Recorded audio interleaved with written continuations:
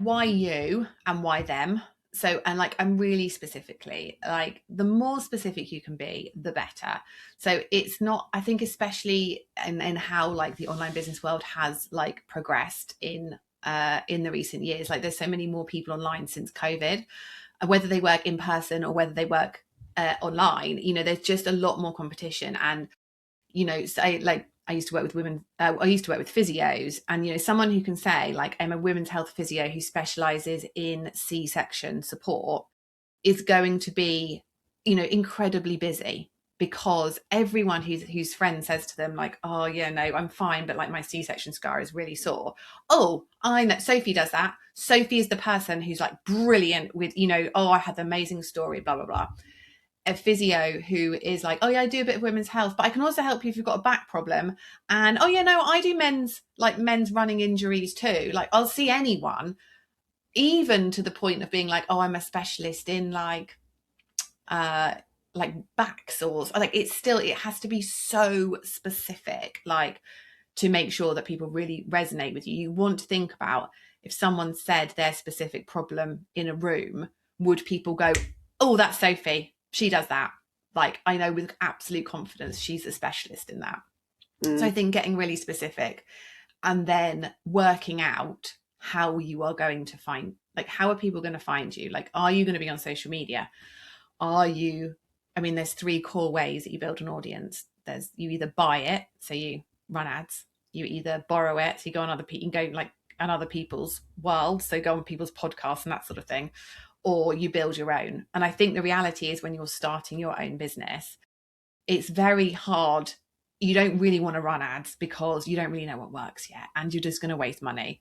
You can't really borrow other people's because you're not known enough for you to be, or valuable enough almost, for someone to bring you into their world. There's definitely opportunities, I think, around collaboration and, you know, other people building their businesses up. I used to do a lot of like, I did a whole live series called Tuesday Tips on Instagram for like 6 months. And I just invited other people on who had similar audiences to me. So in that way, kind of borrowing other people's audiences, but orchestrating it myself rather than waiting to be invited. Um, and then I think building your own, and just being really, really focused on who that is.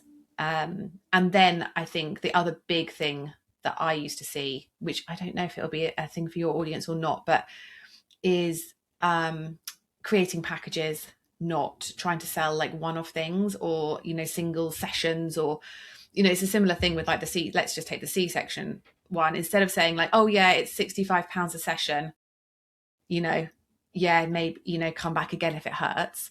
It's like, okay, I recommend 6 sessions, and we need to do them weekly, and then we'll review it at that point, and it might require another 6 sessions. Like that's how you're going to start to build up the revenue, rather than just like waiting for people to buy things individually from you.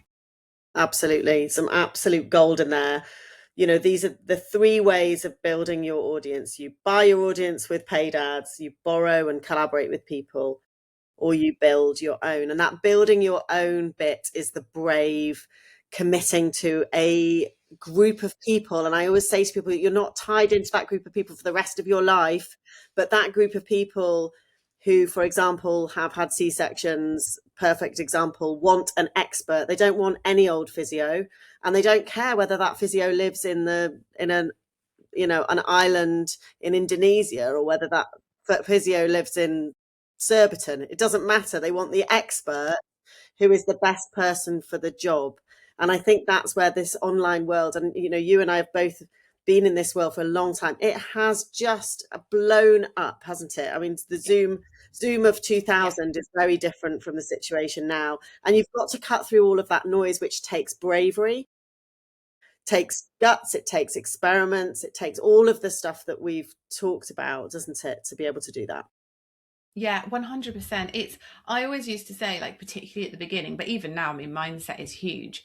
But I used to say at the beginning, like, it felt like the most exposing thing I had ever done in my life. I used to say to my husband, like, I don't see the every, you know, email you send at work, or like, you know, when something's gone wrong or not at work, or like, there's no like public shame. You know, nobody's having to post it over Instagram. I'm having to post, I'm having to put myself out there. I'm having to say I'm selling something. I'm having to tell the world what price I'm charging. Like, it just felt so exposing, and like, this is just so challenging. And just on that speciality piece, I took a last week, it was half term for the kids, and I booked in. I had to wait 8 weeks for an appointment. I booked in with a cranial osteopath who specializes in nervous system regulation for children with neurodiversity, right? And adults as well, but specifically she works with a lot of children. She has a brilliant Instagram that literally has like video after video of her working with these children. I drove over an hour with 2 children to have these appointments, despite there being plenty of perfectly good cranial osteopaths, who live locally to me. Not one of them on their websites references neurodiversity, autism, ADHD. I'm sure they'd be able to help, but she is so specific on her area of expertise that I spent quite a lot more money than I would have if I'd gone locally, and basically took the girls on a 3-hour round trip to go to this person. Like, that's how much I think when you're being specific, I think so many people are worried about, yeah, but what if, Joe with the back pain doesn't come and see me? And it's like, yeah, but other people will move hell and high water to get to you if you are the specialist. And I think it's just really holding on to that as well. Yeah. And sitting with that discomfort of the complete opposite of being in an NHS, having an NHS waiting room full of people that are desperate to see you, who have every problem under the sun, and 50% of them have been turned away by a receptionist before they've even come into the rooms. Stark contrast shift for most of the medics, certainly that I work with, find this piece difficult. And I know it's not just medics. Corporate people in the corporate sector, anybody that runs their own business finds this concept uncomfortable until they have seen. And that's a brilliant example of the C-section and the cranio osteopath. I love it. I could talk to you forever, but you've got a call, and I just think you're wonderful. I really do. And you are a brilliant example of building a business that works for your life, prioritizing the needs of your kids, your husband, and building something really amazing. How do people find out more about you? I mean, probably the best place is Instagram, because that's where I live. And my handle is Sophie Griffiths Co on Instagram.